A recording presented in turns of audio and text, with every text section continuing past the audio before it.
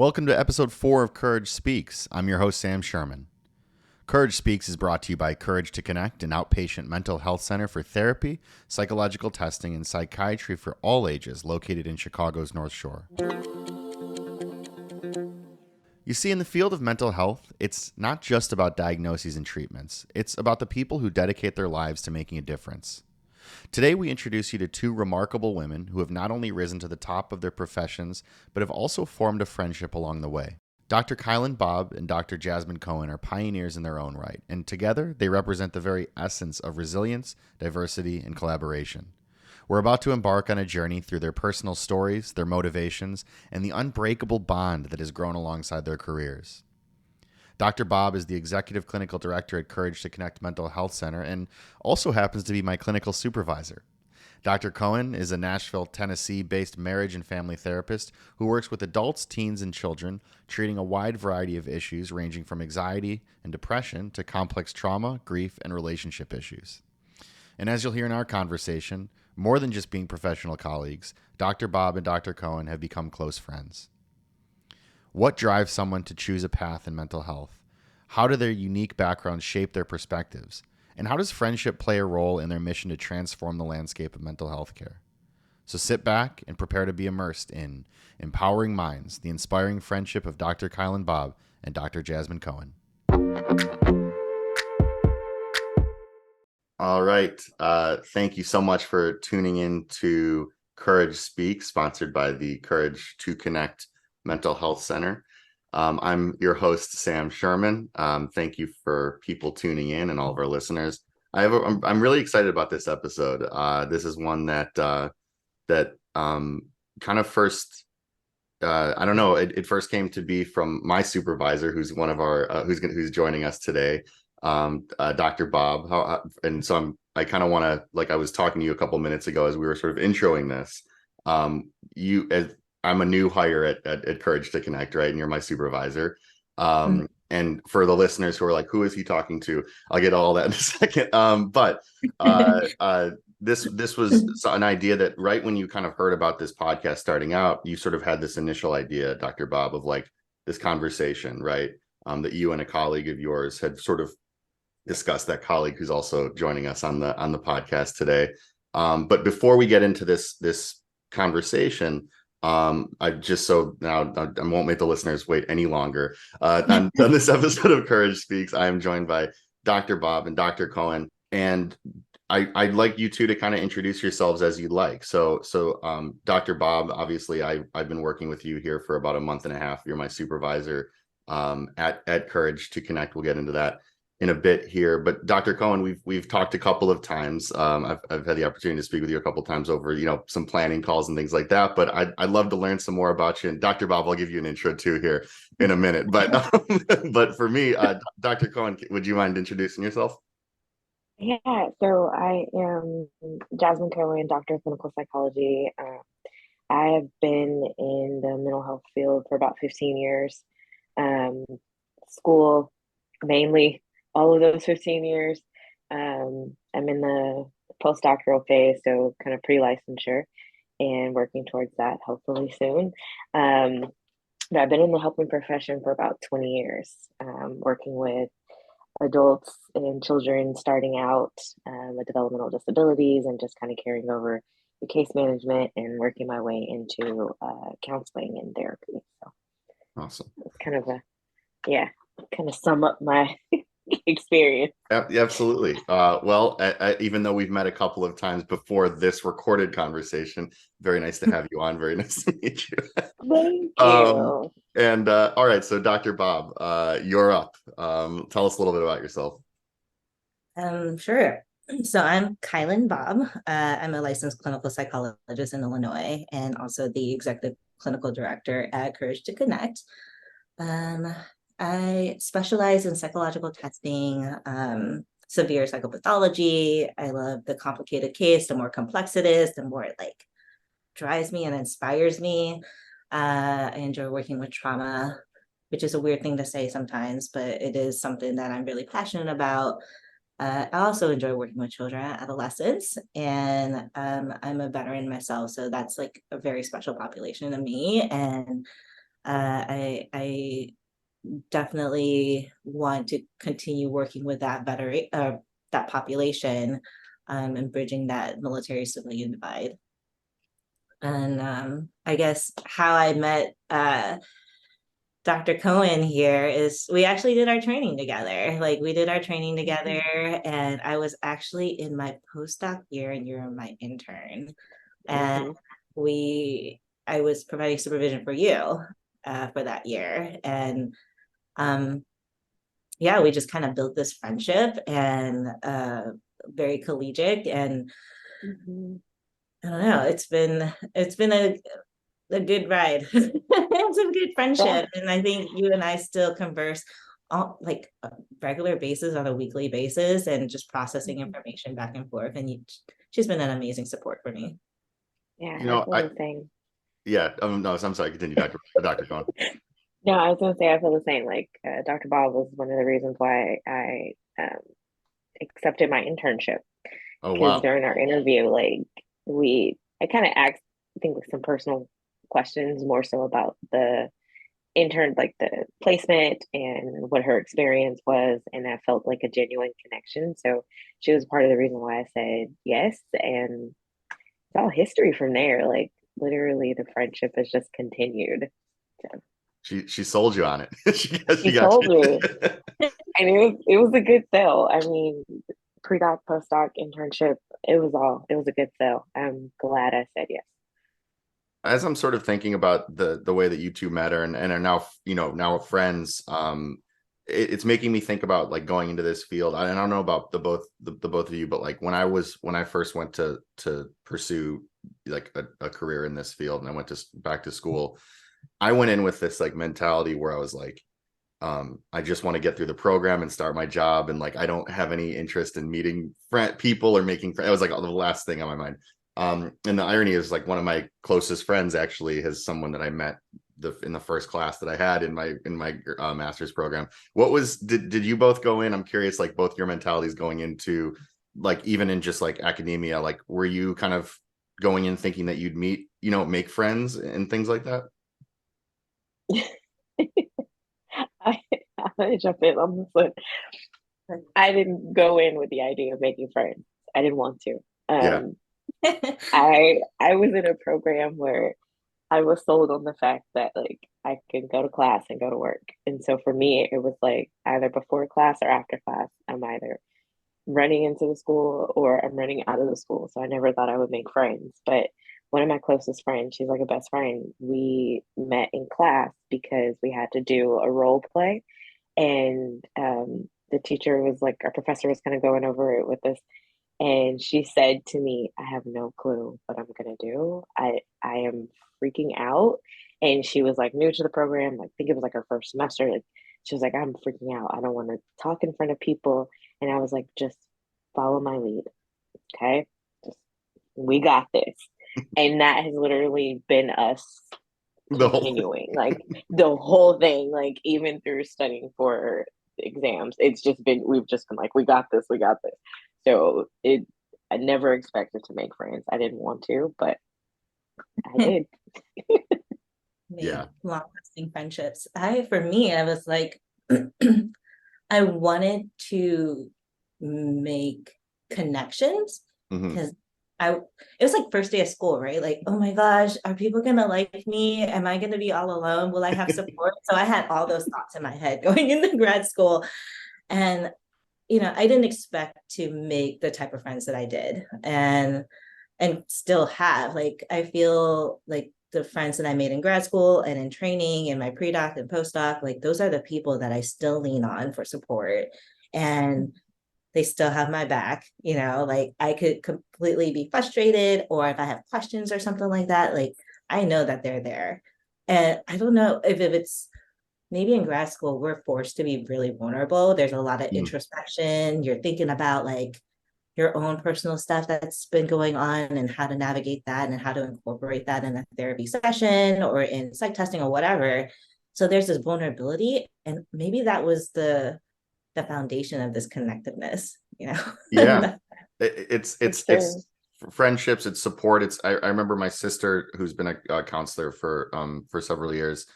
kind of the person who sort of got me into this field in the first place, sort of sparked the idea of like, hey, you don't like your current career, you should I think you should look at this thing. And she sort of sort of empathically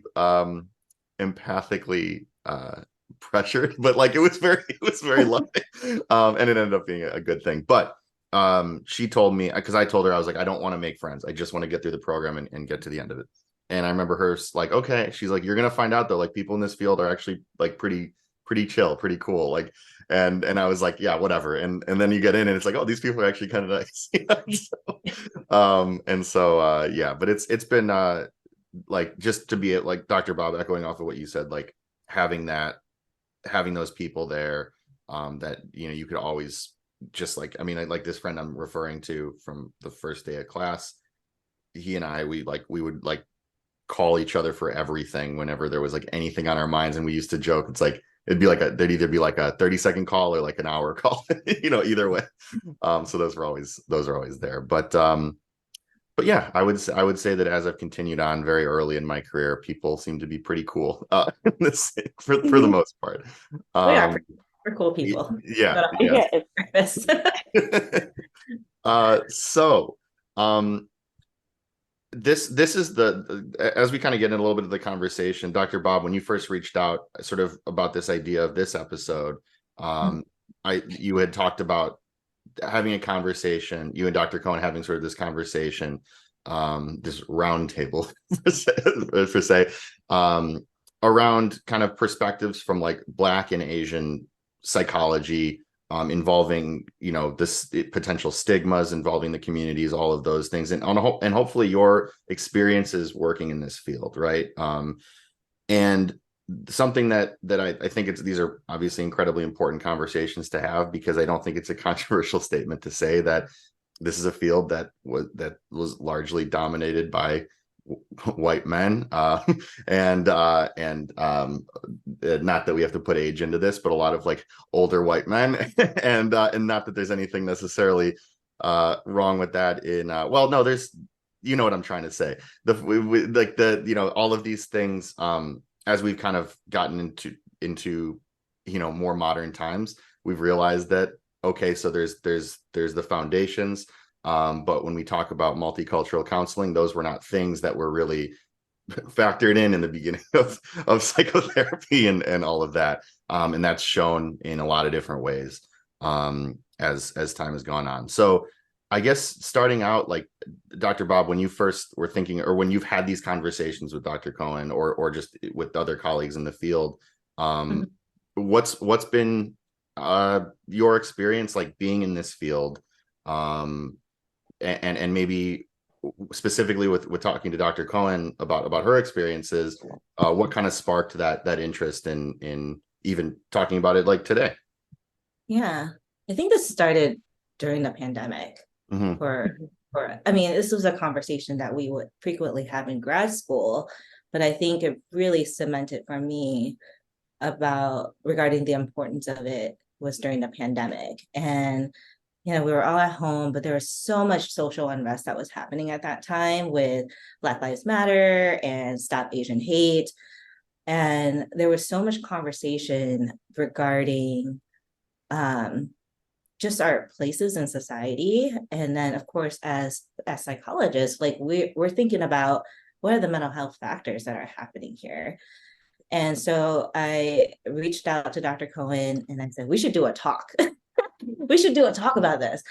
It's so important. Like, I feel like there's not enough from our perspective, like Asian voices or Black voices in mental health.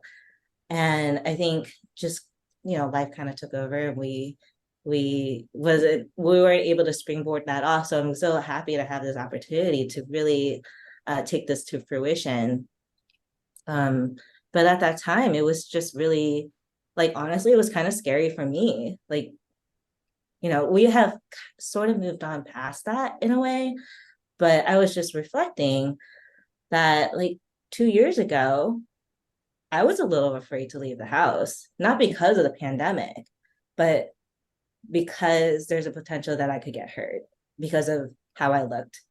for my children to get hurt because of how they looked. Were not only just like words thrown at them, but maybe physically too. Like there was several reports in the news of Asian women in New York who were attacked with box cutters and they ended up in the hospital, or they were punched out of nowhere, you know? And I'm like, this is really scary. Like, how do I protect my children and me? In if that situation ever come up, what would I do? So that's kind of where this conversation with Dr. Cohen started off. I don't know if you remember that.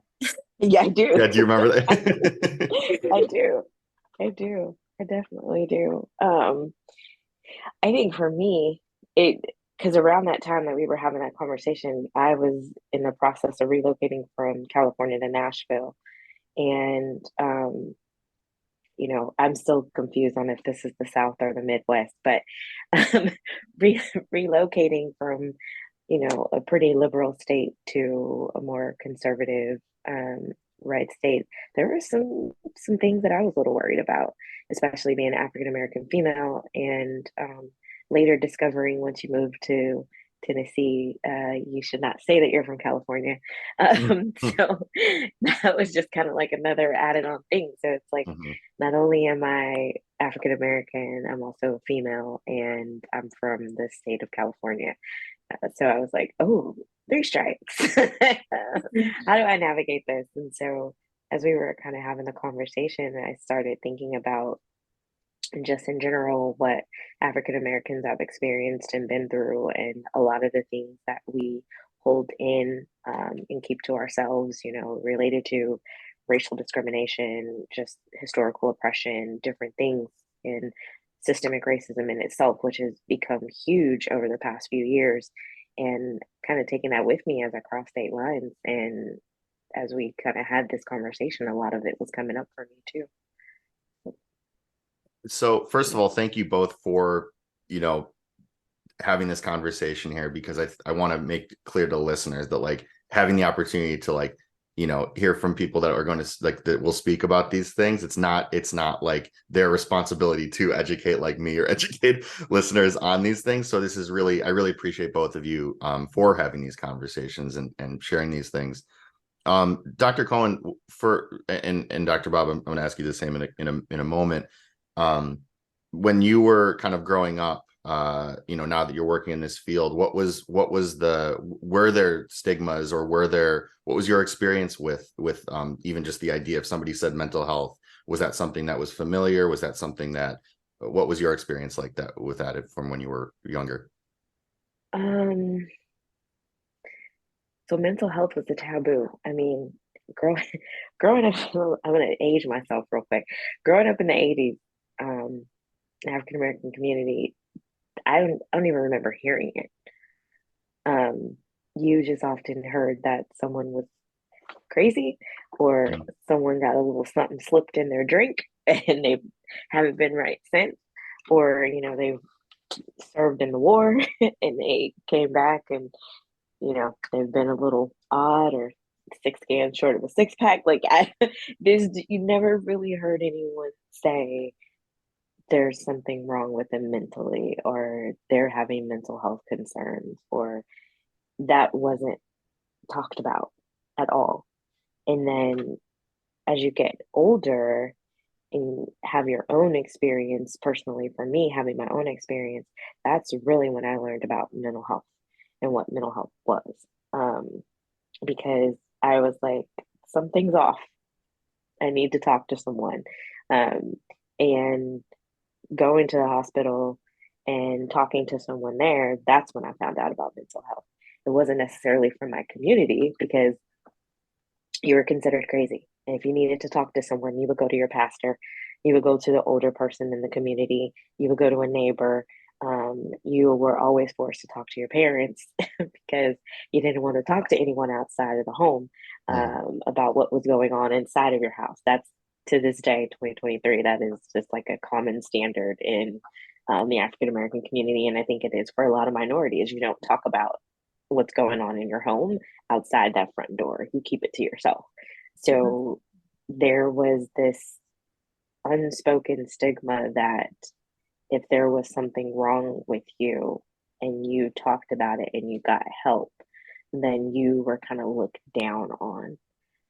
That you're a little off. There's something wrong with you. We don't want to hear about it. It wasn't normal. So I had to personally normalize it for myself, before I could actually bring it to my family and feel comfortable talking to them about it. And that's my immediate family. That's not even my extended family. You had to normalize it for yourself. Mhm. That sounds challenging, to say the least. What was that? Can you share maybe what some of the things that went into that? Yeah, definitely. I started in therapy at 19 and I had no clue what therapy was. I had to rely on my therapist, who did not look like me, um, to educate me on something I had no clue about. And the only thing I knew about psychology was I took a child psychology class in high school and I loved it. That was my jam. Mm-hmm. And I didn't know at the time that years later that would be my passion, but that's all I knew about psychology. And I mean, we were watching baby birthing videos in that class. Like, to me, it wasn't psychology, but like, it's like, why are we doing? But it's the 90s. We just kind of go with it.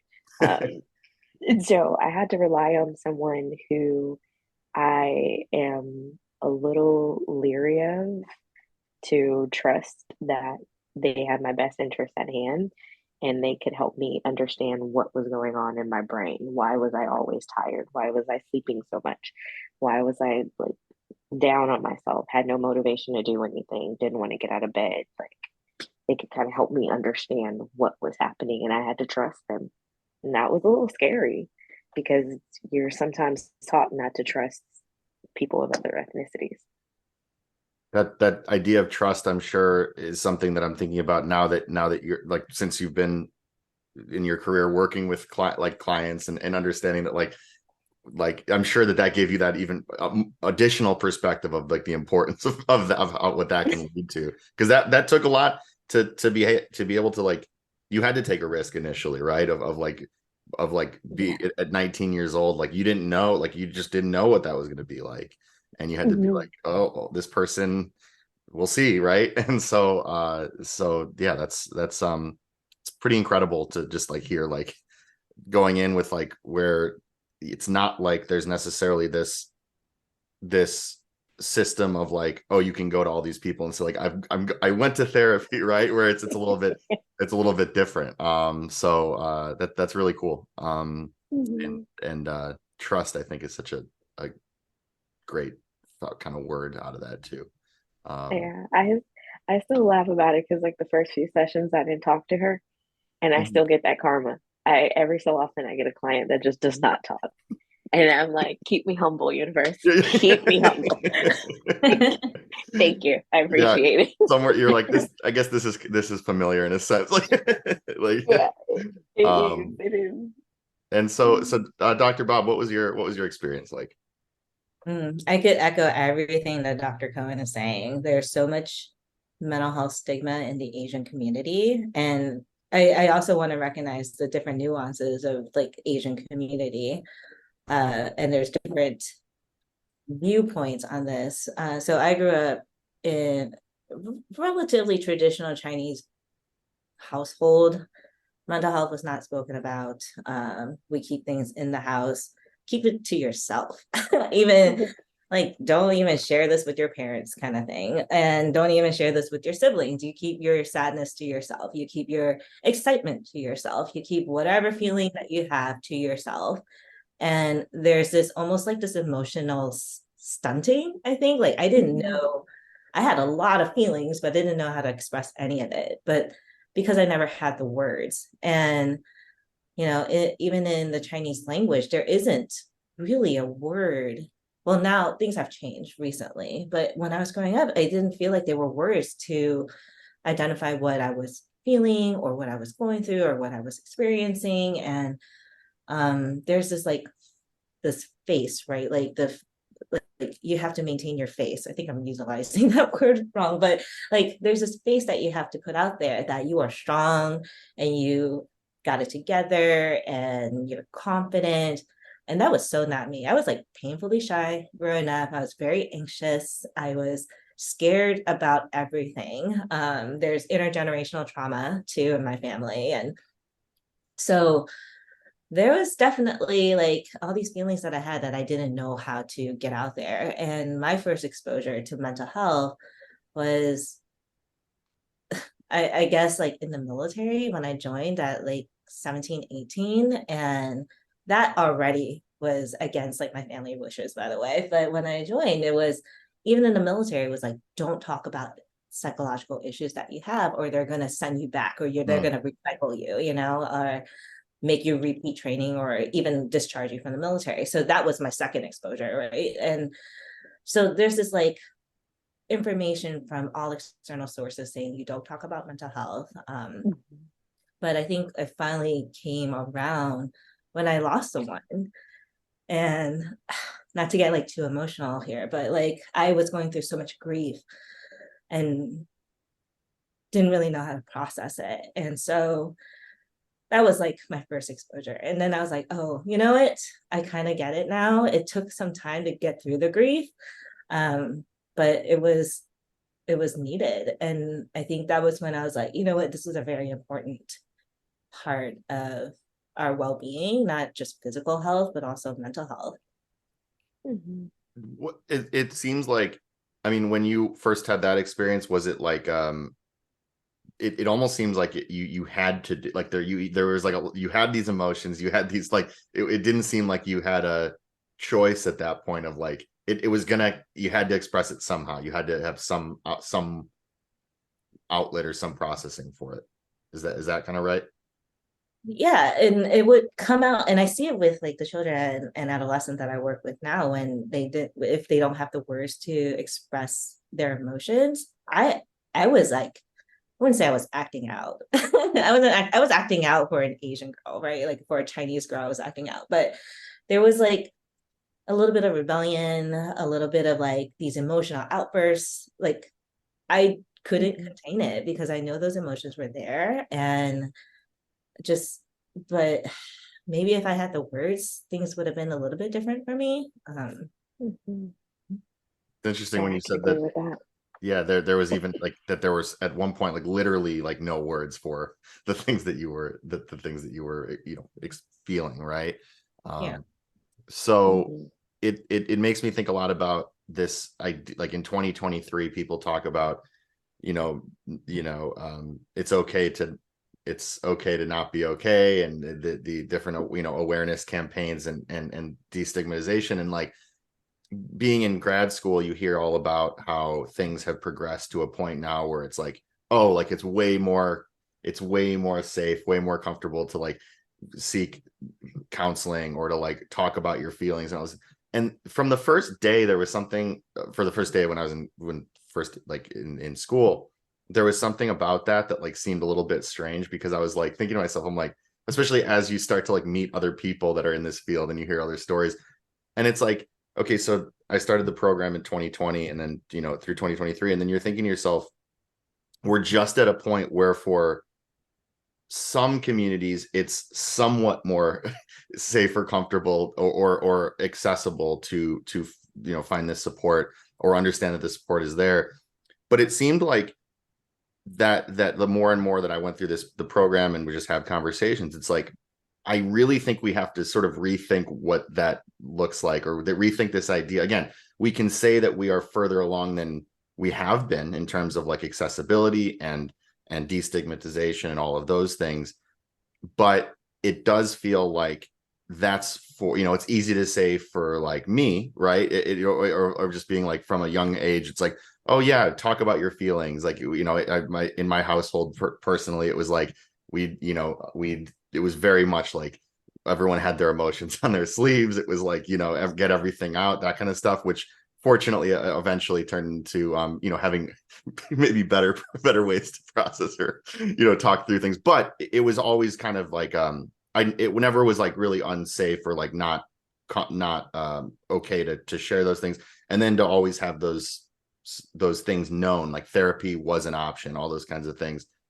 But even then, it took me it wasn't until I was 20, uh 24, 25 when I first went to therapy, knowing that it was always available and knowing that I had feelings that I would, but just because of whatever, even stigmas within all of that. So when you think about the ways that, like, from when you were growing up, Dr. Bob, I'll start with you with this question, to now, and I'm curious your perspective, even from like in your experience from like your Chinese background, but also even in the military, from what you understand about how things have developed in terms of like some of the stigmas. Have you found, how much has the needle seemed to move from your perspective around how comfortable or how maybe safe, I don't know the right exact word, but maybe, how much has the needle moved in terms of the destigmatization of these conversations? I find that people are talking about it more now, but it's still okay for others. It's not okay for me and my family.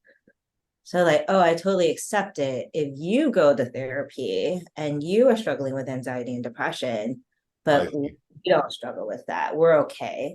And therapy was not an option growing up. It didn't feel like it was an option. It wasn't even a thought or suggestion from anybody in my family or like my friends, my Asian friends. Like, it wasn't mentioned. Like, oh, you just kind of keep it to yourself. Oh, that sucks. Sounds like it's a hard time. Just do better. Like, just think about happy thoughts. Be positive. Like, that's not a big deal. And there's like this almost slight minimum. They're minimizing a little bit, or so that's what I find now.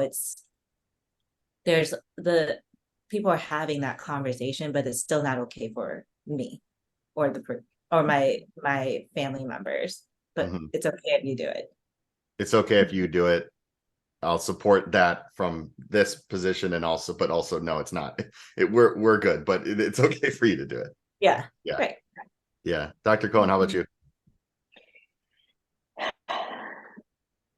Oh, I like there's so many different directions I can go with this question. I think ideally it's kind of the same. Something that I've witnessed in my lifetime that I can say, like I mentioned, just the 80s through now. Um, I think the mental health boom that I witnessed started around 2000s ADHD era. Um, Everyone was getting diagnosed with ADHD. That was just kind of like the jam. And then what kind of switched over to like bipolar disorder and seeing that um, constantly being diagnosed over and over again. Um, but the downside of that was witnessing a lot of African Americans get diagnosed with schizophrenia because they were being misdiagnosed. And that is one of the biggest things that creates stigma within our community is the fear of being misunderstood and not heard and not taken into consideration. As African Americans, we experience so much adversity that if we can overcome it, that's seen as a strength. And so that's a part of who we are, our character. And so to have someone say, oh, you're depressed, or oh, you have schizophrenia, or we think you have bipolar, that kind of adds on to the shame and embarrassment that we already are experiencing because something is wrong. And because of that, it's like, I don't want to get help. I'll just kind of keep it to myself. And that adds to the stigma of this isn't for me. And now, kind of flash forwarding to social media and seeing how many people are out there, licensed and unlicensed, I'll say, giving advice on what they feel mental health is. It's now opening the door a lot more. And we are kind of in a reality TV environment now where that's kind of what sparked the interest for a lot of people is actually seeing people on TV saying that they're going to couples counseling or that they're going to see a therapist, and then having TV shows like couples counseling on VH1 or MTV, whichever show it was. But they had people actually doing therapy with someone on TV. And then you have shows like In Treatment, and like it's really bringing more awareness but in a way to where people just now feel like it's something that they need to do. It's like everyday coffee talk. Like, so I went to go see my therapist, and this is what my therapist said, and then you carry over into now you have the TikTok generation where now everyone is coming in with the diagnosis that they found on TikTok. And it's like, no, I'm sorry, that's not it. That's what's going on. And so in a way, you see that the stigma has been removed to where it's becoming normalized, but also the stigma is still there because people are getting treatment because they feel like it's the thing to do and not to actually get help. And that's kind of what I'm seeing on my end, but kind of like a progression. Yeah, I guess I love that answer, because it's like just that response sort of brings into this fact that like there can be progression that also creates new, all of a sudden there's new stigma, there's new stigmas, there's new issues, there's new challenges. It's so funny you bring up the TikTok generation, the social media, because like just personally, like I'm on like I don't post on TikTok, but like I'm a scroller, and I actually I don't, this is just true. I just block every time that a mental health thing comes up, because I don't want the algorithm to show me. I cannot stand it. Nothing against anybody who does it. For me personally, when I'm on TikTok, I just see a lot of things, and then I like the first couple times I would see people. Now you said before there's licensed and almost more importantly unlicensed people that are saying a lot of things, speaking from a place where people will see, because again, there people can be more comfortable hearing or listening to these things or talking about it, but there's a lot of people that are seeing people sharing things that's like, all right, that could be valuable for those person's clients, for those people, for people's communities, whatever the case is, but that doesn't mean for everybody that's scrolling. It's like there's this is kind of a common TikTok diagnosis trend, whatever, but people will be like, sometimes I'll just randomly do cartwheels in the house. I must, have ADHD or something. Maybe the person does. I don't know. But, it's just a lot of people who see it's like, well, I do cartwheels around the house. So therefore, and it's like, now if you need counseling anyway, or I'll put it this way, I think everybody can benefit from it. I genuinely believe that. But if that gets you in the door to process some things, that's great. But like to your point though, as we progress, as these conversations do become a little bit more comfortable, a little bit more safe to have, it definitely does not resolve all the challenges associated. It definitely doesn't, and it's one of the things where it's like I'm happy that it's opening the door and that it's bringing more awareness to mental health. And my hope is that, now as mental health professionals, we all kind of step up to the plate and provide that education that's needed to really help people understand what's going on. That, like, yes, it's possible that you don't make eye contact when you talk to people. It doesn't necessarily mean that you're on the spectrum, like really explaining it to help them kind of understand themselves a little bit more, versus kind of what they're getting on the internet. Mhm. It's Mhm. education is like just it's a valuable thing. And yeah, and I know you might have to dance while you do it, but like, it's okay. yeah. Dr. Bob, it looks you were gonna say something. Yeah, I was thinking about like how mental health is, I agree, like there's this like huge pendulum swing, in the general population with regards to diagnosis and the TikTok diagnosis, the armchair diagnosis, however you want to describe it.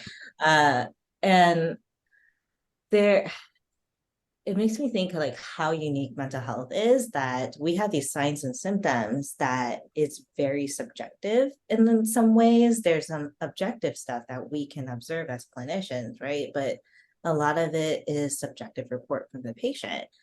And, this might be like a little off or maybe offensive, but oftentimes people don't go to their oncologist and say, I have cancer. I know I have cancer. They go through the test. They Mm. rely on experts. They try to figure out what's going on objectively. But in the mental health, that's a little bit skewed, like they come to us saying, I have this diagnosis, I know it. And that I think as clinicians can be pretty challenging to face. Yeah. And oh no, I'm sorry, Dr. Cohen. No, I was just gonna say, to kind of piggyback off that, like during the pandemic, the DSM became one of the bestsellers. It was on the bestsellers list because it became like a coffee table book, because people could actually purchase it online and skim through it just like Google, and that now makes them feel like they're experts in mental health because they have access to this information online. Versus with a medical diagnosis, there's a lot of stuff that we don't have access to online. And we can't go in and say, I think that, I have lymphoma and we need to do this, and this. We can't do that. But people come to us and they just feel like they're experts in mental health because of what they find online and what they read. So, and actually, I would say, ironically, if somebody did go to the hospital based on a couple of symptoms saying I have lymphoma, and they demanded that was the case, they'd probably end up being referred back to us in some one way or the other. oh yeah. But yeah. I have a Dr. Bob, when you were talking about these first conversations that you were having with Dr. Cohen, during the pandemic with the, Stop Asian Hate and the Black Lives Matter movements really kind of, bubbling up and all these sorts of things and being talked about.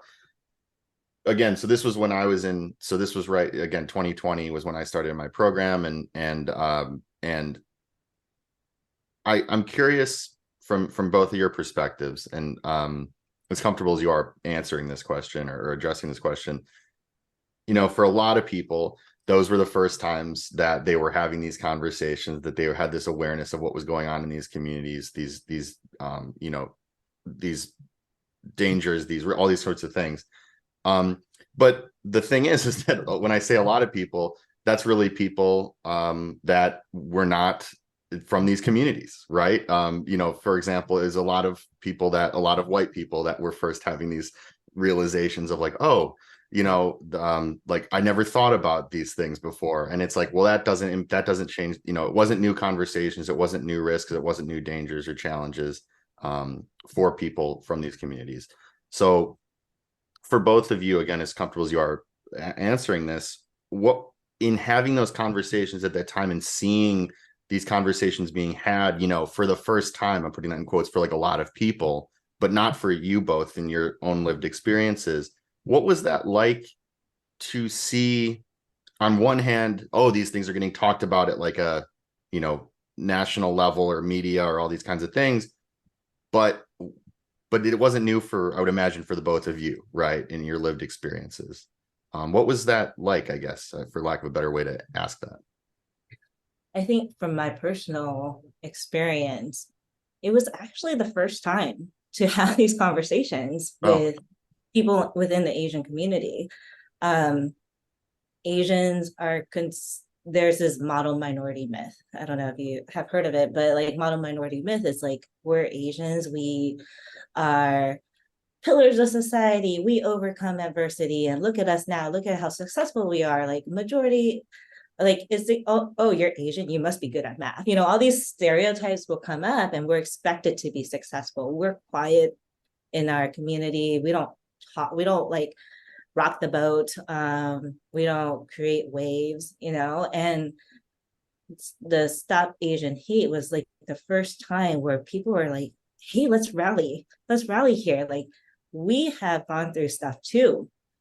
But our community, we don't talk about it. Like, it goes back into our culture. Like, we don't talk about it. And I think that's why I reached out to Dr. Cohen. It's, like, historically, it feels like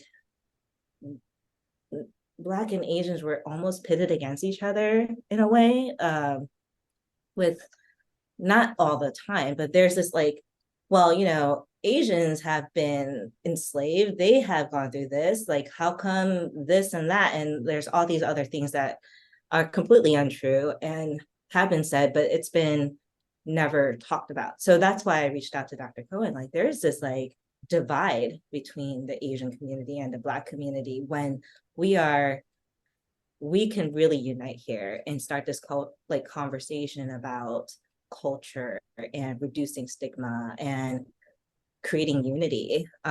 Why not band together and like talk about these stereotypes and racism? So I don't know if that answered your question. I kind of just No, it definitely did. In fact, I will say that even it's when I asked the question, it was like, oh, like there was like white people were talking about these things, but you guys were talking about these things always. It's like that was ignorance on my end. And I think that your answer was very illuminating and a great education for me and maybe some listeners of like, well, not necessarily, right? So it's like those conversations did allow, even within your experience, you to sort of have those conversations even within your own community. So no, I think that more than answers the question. Yeah, Yeah. I think from my perspective, like when we were having the conversation, trying to like remember back, and then also kind of I'm like mentally compartmentalizing a lot right now. But um, I think just kind of like having the conversation that we had and just thinking through things, um, and I don't know if this is like politically correct to say or not. So I'm like, I'll get backlash, I'll be fine. But knowing that the Asian community has always been kind of like the invisible community, where they are, we know they're there, but not really kind of having that focus on them. And so when all of these like hate crimes started to happen, it's like, this is a community that we have not been paying attention to, and we need to start paying attention to them. We need to start hearing them and seeing them and listening to them, because they have a voice too. And for a lot of people, history wise, like, being African American and going and us kind of spearheading the whole civil rights movement and getting to the point of where we are, there have been different communities that have taken part in that and supported us through that process as well as we have supported them. And so once upon a time, I mean, in the 60s and 70s, the African American community, the Asian community, the Latino community, we all banded together and we all worked together because we have one common goal, which was the equality and being seen and being heard and being respected. And over time, it seems like what has happened is that as we've all kind of dispersed and done our own things, the focus has always still remained on the African American community, because that there is that divide of the black and white. I mean, it's a dichotomy in itself. So why not have the focus on those two populations? Because when people talk about minorities, oftentimes they don't include everyone else that needs to be encompassed in that umbrella. They just oftentimes focus on minorities as being African Americans, when really there are more people that are considered minorities, because we are not a part of the majority population percentage as it is. So there's a lot of things for me that I kind of hold on to based on my culture and how we've supported others throughout the process when it comes to the civil rights movement, and how that's kind of been overlooked and dismissed. But I think with everything that took place, when you think about Breonna Taylor, you think about George Floyd, and how that really kind of just like intensified and amplified the anti-Blackness and racial discrimination and systemic racism, that started to kind of get everyone to the place of where it's like, we need to start paying attention to all minorities. And we need to start figuring out how we can get everyone involved, and not only to kind of support our own communities, but support everyone around us. And so during the pandemic, I did see a lot more unity, in a sense of all minorities coming together versus us just kind of all doing our own thing. So it'll be interesting to see if this continues on as the years go by. Yeah, and thinking about even just like that idea of like during the pandemic, it actually sort of brought people starting to work together from different, of all times of like in isolation. It allowed people to, there's probably something there that would take a 10-part series to get to. But Dr. Cohen and Dr. Bob, thank you so much again for coming on Courage Speaks. I feel like genuinely, like this is kind of the kind of thing that I'd like to have you on probably 10 more times, 20 more times. Hopefully we can, come back on and do even a series or keep talking, because I've really enjoyed talking with you both here in this setting. And yeah, any last words for the listeners as we kind of sign off here on Courage Speaks? Anything you want the people to know? Don't listen to the internet. I like that. Don't listen to the internet. It's a conspiracy theory in itself. Yeah. Just make an appointment. I think not to get, this is not now that we're going to go another half hour on conspiracy theories, but my only thought on conspiracy theories is I cannot stand conspiracy theories or theorists, because there are a lot of things that are actually 100% factual that are really messed up, and really things that like people could take energy and focus on, but they always sort of ignore the real things and they go down other rabbit holes altogether. So there's plenty of things you can do deep dives into that are actually factual, but people don't seem to be interested in those, unfortunately. But I love that we all have the opportunity to, in our own ways, and hopefully together, like I said, move the needle a little bit, right, in whatever we can do. And we, I think, have that opportunity, have the privilege, have the hopefully ability to do that, right? And so you've both been doing this for longer than I have, so hopefully I'll be able to say at one point that I can have that experience too. But it's really been an honor to be able to talk with both of you here on Courage Speaks. Well, thanks for having us. It's been so wonderful and such a pleasure to have this conversation. Thank you. A massive thank you again to both Dr. Bobb and Dr. Cohen for hopping on the show and sharing their incredible perspectives and experiences with us all. Thanks as always to John Marikoski for writing and producing our beautiful theme music. And thank you, the listener, for tuning into Courage Speaks. We want to remind our listeners that the information and discussions presented in this podcast are intended solely for educational purposes. The content provided is not a substitute for professional medical advice, diagnoses, or treatment. It's important to consult with qualified mental health professionals or healthcare providers for personalized guidance regarding your individual situation. While we strive to provide accurate and up-to-date information, the field of mental health is complex and ever-evolving. The views and opinions expressed by the host, guests, or participants are their own and do not necessarily reflect those of Courage to Connect Mental Health Center. Take care of yourselves, be kind, talk soon.